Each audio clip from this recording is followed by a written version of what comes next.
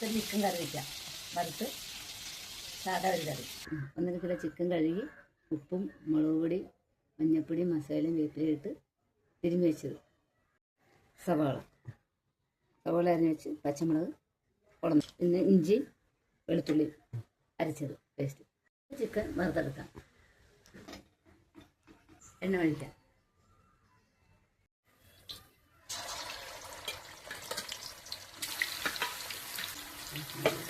Chicken വറുത്തതിന് ശേഷം ബാക്കി chicken വറുത്ത് കഴിഞ്ഞ് നമുക്ക് കറി വയ്ക്കാം. ചിക്കൻ വറുത്തരിഞ്ഞ്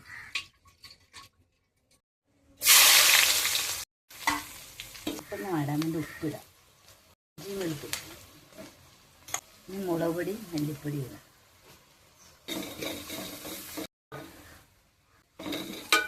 പൊടി മസാല മൂത്ത് കഴിഞ്ഞ് കുറച്ച് വെള്ളം ചതച്ച് കഴിയുമ്പോൾ ചിക്കൻ ഇടാം.